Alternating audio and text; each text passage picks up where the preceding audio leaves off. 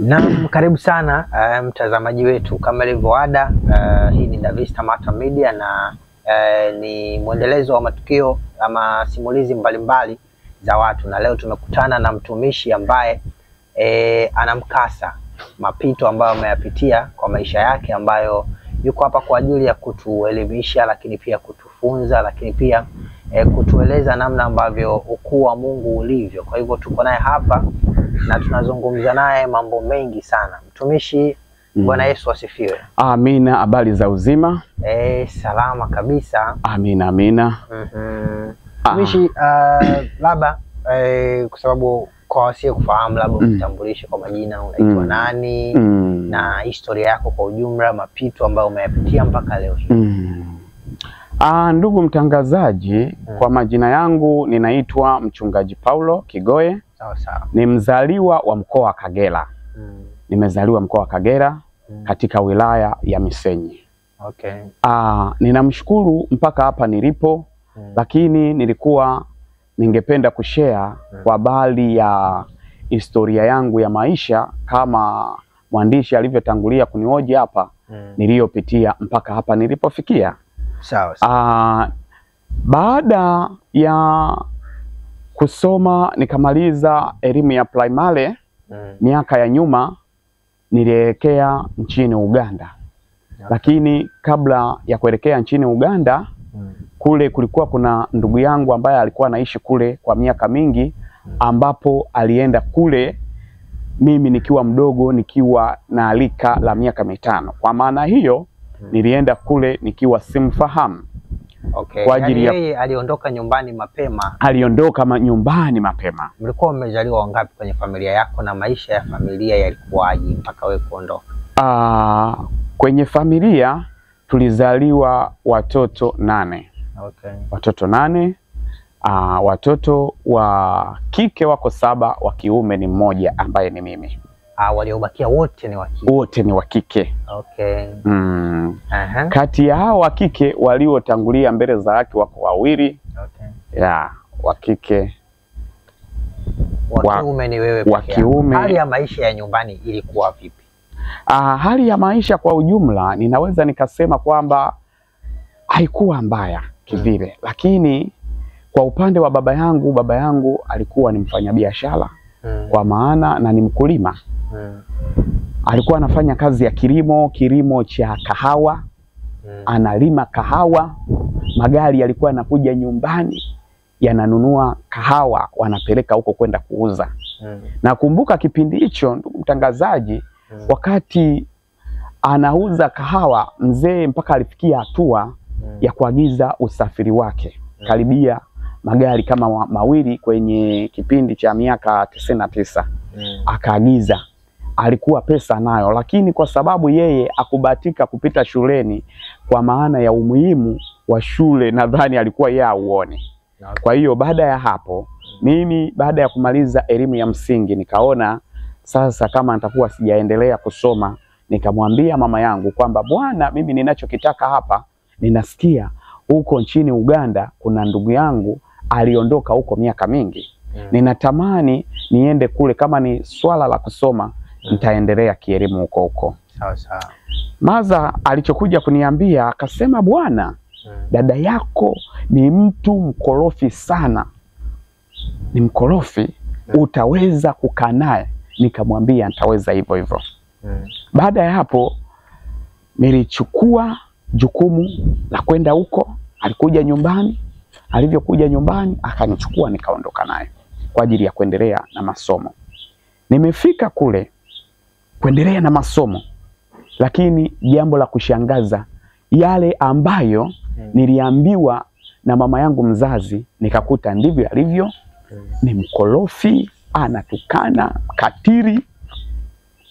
Baada ya hapo jambo, huko Uganda alikuwa ameolewa. Huko Uganda alikuwa ameolewa. Okay. Alikuwa ameolewa. Sawa. Sasa baada ya hapo, wakati nakumbuka kisa kimoja ambacho sitakaa nikisahau katika maisha yangu. Japokuwa na ukatili na matusi aliyonifanyia, kisa kimoja ambacho sintokaa nisahau. Siku moja nilikuwa nimeenda shuleni. Baada ya kutoka shuleni ninafika pale, nilikuwa nina kiu. ya kutaka kunywa maji. Sasa nikakuta kuna kikombe kiko pale mezani. Kile kikombe kilivyokuwa pale mezani, moja kwa moja nikawaza labda ilikuwa ni chai ya mchai wameichemsha wakaiacha pale. Nilivyokuja kuchukua kunywa, nikanywa, nikagundua kumbe sio, ulikuwa ni mkojo. Nikasema hawa watu wamenitega, inakuwaje? Yaani kwa rangi ya mkojo unaweza ukahisi ni chai ikiwa kwenye kikombe. Kwa rangi ya mkojo unaweza ukahisi ni chai ikiwa kwenye kikombe. Kwa hiyo mimi nikanywa baada ya kusikia harufu na ile ladha kwamba hii sio chai wala sio maji. Kaenda nikamwaga. Lakini nikaja nikamuuliza, hii sister, hii kitu inakuwaje? Akaniambia atakuwa ni fulani. Akuonyesha fulani anayemuongelea ni mwanae. Akuonyesha react yoyote wala ya kumpiga au kumwoji. Nikapata jibu kwamba hawa watu wananifanyia ukatili na unyama, lao ni jambo moja. Yaani aliyeweka huo mkojo kwenye kikombe ni mtoto wake. Ni mtoto wake. Ni mtoto wake. Baada ya hapo nikajaribu kutafakari kwa kina. Nikasema hapana. Hapa kuishi hapa watakuja kufanya kitu ambacho ni zaidi ya hiki. Watakuja kunipa sumu. Nikafanya mchakato, nikawa pale nataka niondoke. Lakini sasa naondokaje? Bado nahitaji kuendelea na shule. Nikakutana na mama mmoja, ni mtu wa Kongo, anaitwa Salota Mama. Salota Mama. Yes. Ambaye yuko huko Uganda. Nikawa najaribu kumwelezea hicho kisa. Nikasema ninatafuta sponsor ambaye ataweza kuniendeleza shule. Shule hapa nasoma, lakini naona kidogo sintoweza kuendelea na masomo kwa mambo yanayofanyika hapa. Na kule mkoani kijijini Tanzania kule kwetu nilikotoka mkoani sihitaji kurudi. Yule kumbe naye ninayemwelezea akaniambia jambo la ajabu. Jambo la ajabu. Akaniambia huyu mtu unayemwongelea sister yako aliwahi kuniambia kwamba kuna mali alichukua chakula, sijui ilikuwa ni sherehe, sijui ilikuwa wapi, akawaletea nyumbani mle. Tena akakuletea wewe kile chakula ulivyokula kulikuwa na nyama ya binadamu. Nilistaajabu sana mwandishi, nikashangaa. Nikasema hivi vitu viko serious. Kwa sababu tulishazoea kwamba watu wanaokula binadamu ni viumbe wa ajabu, ni mazombi, ni mashetani, ni wachawi. Tulishazoea kusikia. Mimi kwetu sikuwahi kuona uchawi kwenye familia yetu, wala sikuwahi kuona kwenye ndoto, wala sikuwahi kusikia. Nikawa nikashangaa. Akaniambia hicho kitu kwamba huyu mtu amefanya hicho kitu, kwamba alimweleza kwa habari ya hiyo kitu ya nyama. Walikuwa na urafiki? Walikuwa ni watu wa karibu au marafiki, dada yako na Salota Mama? Hawakuwa na urafiki. Walikuwa ni urafiki tu wa kawaida. Walikuwa wanafahamiana tu lakini hawana ukaribu. Wanafahamiana tu lakini hawana ukaribu wa kivile. Yes. Sasa baada ya hapo akaniambia we njoo huko utoke. Huko hapa kufai. Yaani uende kwake. Niende kwake. Akaniambia atanitafutia shule nzuri. Yaani uishi naye. Pale niondoke. Sasa wakati huo nimeenda kwake. Lakini kabla ya kuondoka nikamwambia sister, mimi naondoka hapa nyumbani kwako, siwezi kukaa. Akaniambia hapana, unaondokaje? Lakini pamoja na visa na mikasa anavyonifanyia hataki pale niondoke. Yaani dada yako pamoja na yote hayo kukunywesha mikojo, lakini bado hataki utoke. Bado hataki nitoke, niondoke pale. Nikasema hapana. Ilikuwa ni vurugu mechi. Ilikuwa ni vita. Ilikuwa ni vute ni kuvute. Baada ya pale nikafanikiwa kuondoka. Na nilivyoondoka nilienda kwa chairman, mwenyekiti. Nilivyofika pale wa mtaa nikajaribu kumwelezea kisa kizima. Nilivyojaribu kumwelezea akaniambia la. Na yeye akaja, na yeye baadaye akajaribu kujieleza pale. Yule mwenyekiti alichokisema akasema huyu dogo kwa mambo aliyoeleza akisogea huko mbele wewe unaenda kufungwa, mkae myamalize. Yaani kwa namna ambavyo ulikuwa umejielezea pale. Akusema, kilichonishangaza, akusema yule mama ambaye amenielezea kile kitu amuita muoji. Yaani visa vyote hivyo akumuita kumuoji, yani kuonyesha kwamba hiki kitu wenda atakuwa amekifanya kweli. Hilo jambo lilinipelekea kuvurugikiwa akili. Yani linivuruga sana. Nikasema la, kumbe tunajua tunaishi na binadamu, kumbe tunaishi na wanyama. Nilishangaa kweli. Basi baada ya hapo jambo lilokuja kujitokeza hapo, nikarudi kwa yule Salota. Yule Salota sasa naye nakaa kwake.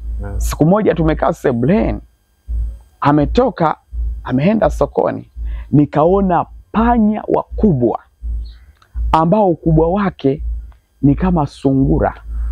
Panya kama paka wakubwa, wana manyoya meupe lakini ni panya. Wapo nyumbani kwake. Nikachukua fimbo niwapige, wakaruka wakakimbia.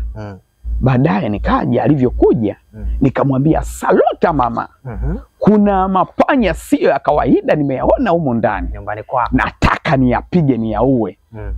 Akaniambia usijaribu kuwaua, hao ni wazee wangu. Kuna chungu nimewanunulia chungu, wanakaa mle na watunza na wana vyakula vyao rasmi. Yani wazee wake. Wazee wake. Nikasema Yesu wangu, wewe huku nako nimepotea. Wanasema ile unaruka sijui majivu na kanyaga moto sasa. Huku nako nimepotea. Ndio.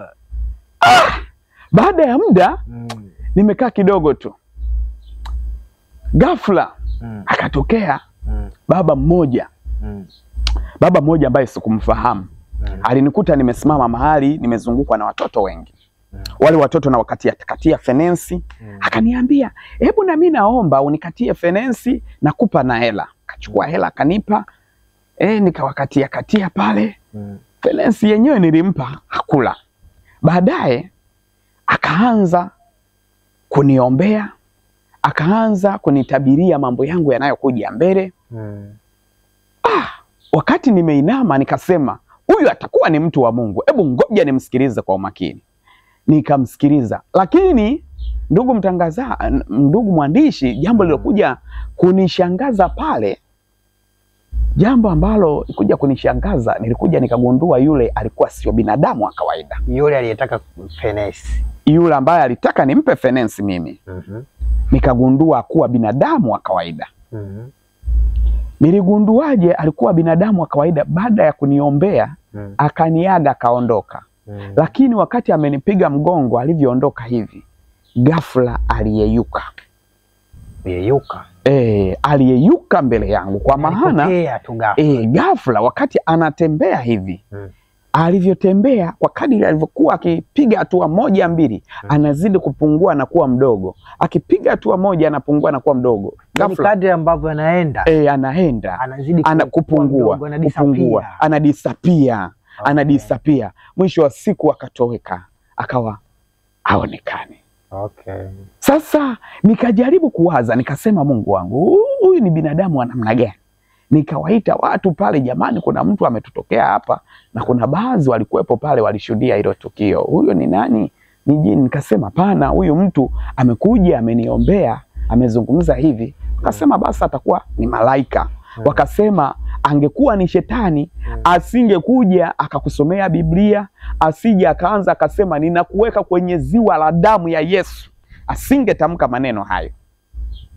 Basi baada ya hapo, hilo jambo lilinijengea imani. Hilo jambo lilinijenga kwa namna isiyokuwa ya kawaida. Kuanzia hapo nikawa na kiu kubwa ya kumtafuta Mungu, kiu kubwa ya kumtaka Mungu.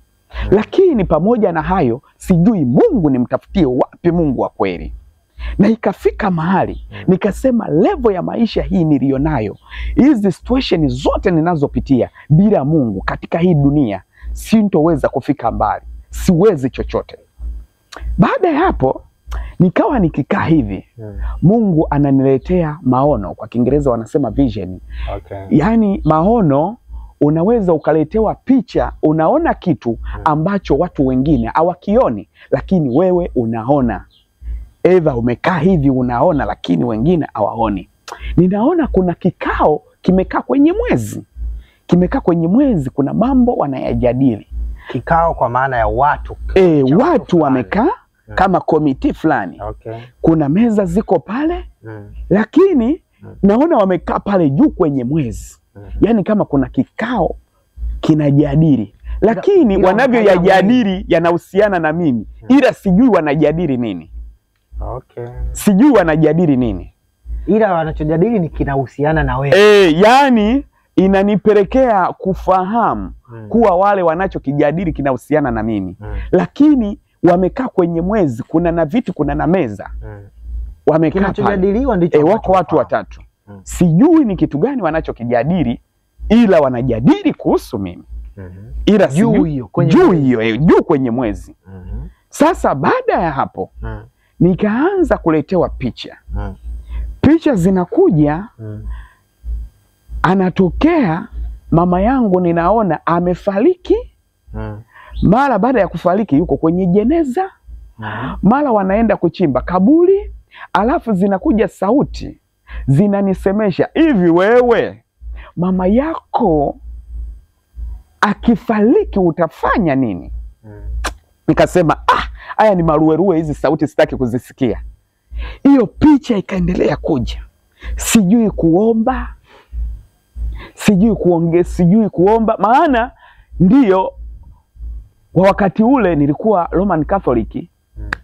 Sasa ujui kukemea, kula hakuna kukemea, kwa sababu kule tulifundishwa salamu Maria, umejaa neema. Utasali salamu Maria, Maria atakwambia salama, umejaa neema. Atakwambia ndiyo nimejaa neema kwa sababu nilikizaa kilicho chema, nilimzaa Yesu. Hiyo sala ni nzuri, lakini haimkemei shetani wala haimgusi, inajitegemea. Ni ya kumsalimia Maria. Salamu Maria, Maria anasema salama, umebarikiwa kuliko wanawake wote. Ndiyo nimebarikiwa kwa sababu nilikizaa kilicho chema, nilimzaa Yesu. Ila unalogwa, unakandamizwa, unalishwa vyakula ndotoni, unaota usingizi wa mangamngamu, usiku ulali, mauzauza, uelewi, unaweweseka. Kwa maana hiyo basi hiyo ni sala. Kwa hiyo nikaona nikawa nina kiu ya kumtafuta Mungu nje na sala kama hizo, kwa sababu hizo nimezitumia. Nikaona bado kwangu hazijafua dafu. Nina swali kidogo. Amina. Kabla hatujaendelea na story. Amina. Maana yake ni kwamba hiyo sala ya Maria ni sala sawa, lakini haiwezi kupambana na adui shetani, mchawi. Sasa watu wa Roman Catholic uwaga wanatumia namna gani kama hawakemei? Wanatumia namna gani ya kujikinga na mabaya ama shetani na uchawi? Wanatumia namna gani kwa ajili ya kujikinga watu wa Roman Catholic ambao wanasema wanatumia salamu Maria? Wanatumia sala zao hizo, lakini after all bado hazisaidii, kwa sababu zinaeleweka na zinajielezea zenyewe. Biblia inasema mpingeni shetani naye atawakimbia. Ufunuo 12 mstari wa 7 imeandikwa, kulikuwa na vita mbinguni, Mikaeli na malaika zake wakapigana na yule joka aitwaye Ibilisi na Shetani, naye akapigana nao, naye akapigwa Ibilisi na Shetani, akatupwa katika nchi, na mahali pake hapakuonekana hata mbinguni. Tunaambiwa katika ule mstari wa 12, ole wa nchi na bahari na wote mkaao humo, maana yule Ibilisi na Shetani ametupwa kwenu akiwa na ghadhabu nyingi. Mbinguni kumepigwa vita, mbinguni vita zimetandikwa kule, na sisi tunaokaa katika nchi, tunaokaa katika bahari, tunapewa onyo. Watu wanajiuza, watu wanafanya uchawi, watu wanafanya ukahaba, usherati, ushoga, wanafanya vitu, tunaambiwa ole. Kwa hiyo shetani anafanya kazi zake kupitia vitu kama hivyo. Tumeambiwa anajua na wakati mchache ameshuka kwenu akiwa na ghadhabu nyingi. Kwa hiyo tunawapa tahadhari. Neno la Mungu linatupa tahadhari. Ole wa nchi na bahari na wote mkaao humo. Wananchi tunaokaa humu na bahari kuna viumbe vinakaa. Mungu anasema ole wenu mnaokaa humo maana Ibilisi na Shetani amekuja kwenu akiwa anajua wakati wake mchache, na Shetani anafanya kazi. Shetani anafanya kazi, anawavaa binadamu. Biblia inasema matusi yasitoke kwenye vinywa vyenu. Unashangaa kijana anaporomosha matusi ya kufa mtu, sio yeye. Pepo la matusi limekaa kwenye kinywa. Pepo linaweza likaingia ndani ya kinywa cha binadamu au likakaa ndani yake likatimiza adhima ya kile kitu. Maandiko yanatueleza wazi kwamba ndipo Shetani akamwingia Yuda aitwaye Iskariote akamsaliti Yesu. Kumbe Shetani anaweza kaingia ndani ya mtu. Akishaingia ndani ya mtu, nia ya binadamu ikabadilika. Kumbe Yuda aliingiwa na Shetani. Aliingiwa na Shetani. Akamsaliti Yesu. Yaani kumuingia tu, ile roho ikasimama kwa ajili ya usaliti. Lile roho lililoingia, lile Shetani lililoingia, idara yake ni kwenye usaliti. Kwa Yuda hakuwa na Mungu wa kweli mpaka Shetani kafanikiwa kumuingia. Alikuwa na Mungu wa kweli, alikuwa na Mungu wa kweli, lakini yamkini kuna mahali ambapo aliacha nafasi. Shetani akapata nafasi ya kuingia. Maana tunaambiwa msimpe nafasi Shetani. Okay, kwa Yuda aliacha, kuna mahali aliacha nafasi. Okay. Shetani akapata nafasi ya kumeingia, kumjaribu. Sawa. Kama nafasi haipa hawezi kuingia. Okay, tuendelee sasa ambapo sasa ukawa namtafuta sasa. Sawa. Mungu wa kweli. Baada ya hapo katika kumtafuta Mungu wa kweli. Nimesema hapa niliona picha zinazokuja kama baada ya wiki mbili zinanisemesha, wewe mama yako akifa utafanya nini? Mama yako akifa utafanya nini? Yamkini hiki kilichokuwa kinanisemesha ilikuwa ni roho ya mauti inataka kumchukua, na yamkini huyu roho wa mauti kuna mahali alipata nini? Maelekezo, ametumwa. Kwa sababu ukiona katika maandiko neno linasema kwamba kisha nikaona mauti na kuzimu vinatupwa katika ziwa la moto. Sasa Mungu kama anasema ataitupa kuzimu, anayeongea huyu aliona mauti na kuzimu zinatupwa kwenye ziwa la moto ni nani? Ni mtumishi wa Mungu Yohana. Alifunuliwa kwamba aliona mauti na kuzimu vinatupwa katika ziwa la moto. Baada ya kuona ile mauti na kuzimu inatupwa, uwezi kukiadhibu kitu ambacho hakina akili. Uwezi kukiadhibu kitu ambacho hakina ufahamu. Mauti ina ufahamu, mauti ina akili. Kwa hiyo ndio iliyokuwa inanisemesha na inaweza ikapewa maelekezo. Okay. Na kuna kipindi kwenye kumuomba Mungu, nimeshaingia kwenye section ya utumishi sasa. Kwenye kumuomba Mungu, Mungu alikuja akanionyesha kitu siku moja. Nikaona kuna wamama wawili wamekaa mahali wamejifunga nguo za kaniki. Lakini wakati nawaona wamekaa mahali wale wamama, Roho Mtakatifu akaniambia hao ni wachawi. Akasema wasikilize kwa umakini wanachokizungumza. Wakati wamekaa pale, mmoja akamwambia, umenipa namba nyingi za simu, lakini namba ya kuzimu haujanipa. Ni wale wenyewe wanajibizana. Wale wawili wanaongea, wamekaa mahali mimi nawaona ila wao hawanioni. Umechukua namba nyingi umenipa, ila namba za kuzimu haujanipa. Kwa hiyo yule mwingine akachukua namba za kuzimu akafanya nini? Akampa zile namba, nikazisikia pale pale, nikazinoti pale pale. Unaona? Kwa hiyo nikajifunza basically kuzimu haina nguvu kwa watu wa Mungu. Haina nguvu kwa watu ambao wameokoka, wanaishi ndani ya Kristo. Hawana nguvu. Kwa sababu hata Yesu mwenyewe alivyokufa alishuka kuzimu. akaenda kumnyang'anya shetani funguo za mauti na kuzimu. Unaona? Kwa hiyo Yesu kama ameenda kuzimu akamnyang'anya shetani funguo za mauti na kuzimu, akawa nazo, na Yesu huyo ana funguo za mauti na kuzimu. Na Yesu huyo anasema katika kitabu cha Yohana Mtakatifu sura ya 15 mstari wa 7, kaeni ndani yangu na maneno yangu yakae ndani yenu, yakikaa ndani yenu ombeni lolote mtakalo. Kwa hiyo Yesu kama anakaa ndani yetu, ukumbuke kuzimu na mauti havina nguvu juu yetu, mtangazaji. Umeona? Narudi kwenye pointi ile kwa bali ya mama kwamba umeambiwa. Nikaona zile picha kwa sababu nilikuwa sijui namna ya kuomba. Hizo picha zile nikosesha amani na wala sikumwambia mtu yoyote. Picha zilizidi kuja kwa kadiri zilivyozidi. Baada ya hapo akaja ndugu yangu, akaja chini Uganda, nilikuwa kule, akaniambia Maza hajakuona muda mrefu, anataka akuone. Nimetuma angalau nije alafu utarudi.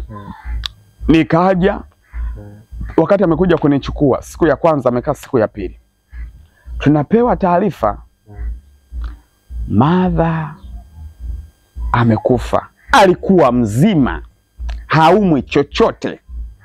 Kitu gani kimemuua? Eti kaenda mahali kutafuta kuni. Kufika tu pale kaona kuni mahali, kaenda kuichukua. Yuko na mjukuu, amechukua pala alipokanyaga, eti akasikia kuna kitu kimemchoma, akawa akielewi, mguu kawa unawasha sana. Sasa mguu katika kuwasha sana pale, akahisi labda kuna kitu kimening'ata au nyoka, akarudi nyumbani.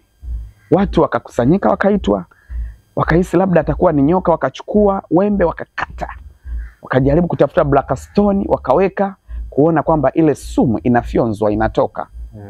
Lakini jambo la kushangaza, hamna chochote. Nadhani alikuwa anaona yuko kwenye hali ya kuondoka duniani. Alichowaomba, aliwaambia naomba shuka, akafanya ishara ya msalaba, alafu akaondoka duniani. Ndio nakuja kufika pale, huwezi kuamini, tukaondoka. Yani ameondolewa. Ukiona kabla. Nimeshakiona kabla. Basi nikawa tena na wakati mgumu, maana huyu ndo alikuwa mtetezi wangu, ananipa faraja. Baba na stop Maza, nyumbani nabaki sasa kwenye mji mimi mwenyewe. Watoto wa kike wote wametawanyika, hawapo mji. Sasa nafanyaje? Kule nilikotoka nimeshatoka, sirudi tena. Kwa Uganda mauzauza nilikopitia, sirudi tena. Sasa nafanya aishi nyumba ambapo mlikuwa mnaishi. Baba alikuwa anaishi mji mwingine kabisa, na mke mwingine. Jambo lilofuata hapo, nilichokifanya nikasema hapa itabidi hapa nyumbani apatikane mtu wa kukaa. Mimi hapa siwezi kukaa, nina kiu ya kumtafuta Mungu, na kwa mazingira ya location ya kijijini ninavyoyaona, hapa sintomuona, hapa hapana, hapa Mungu sintomtafutia hapa. Yani ndoto nilizonazo sidhani kama nitatoboa nikiwa hapa. Na kwa viwango ambavyo nataka Mungu nimjue kwa mazingira haya, hapana. Sasa inabidi nitafute fedha ili niweze kusogea mbele mjini huko Dar es Salaam. Nimetoka hapo nikaambiwa kuna mahali, kuna msitu mkubwa, kuna watu wanakata mbao huko Tanzania, hapa Tanzania, Kagera huko. Wanatakiwa, kuna tajiri ananunua zile mbao azilete huku mjini. Sasa wewe unatakiwa uende kule, unazitoa kule. Yani hizo mbao zenyewe mnakoenda kuzitoa ni kama kutoka Kariakoo mpaka ufike Mbezi kwa Magufuli. Umbali. Unatoka kwenye msitu kwanza, unautembea, unaumaliza, unakutana na pori. Ukishamaliza pori, unakutana na mashamba ya watu. Na kwenye mapori mle kuna simba, kuna nyati. Nimenusulika kusombwa na hao wanyama hao. Yani nyati. Vikwazo, mara ukutane na nyati, mara na simba, unalala chini. mara unatembea umetereza msituni, miba imekuchoma. Nikasema hii ni hatari.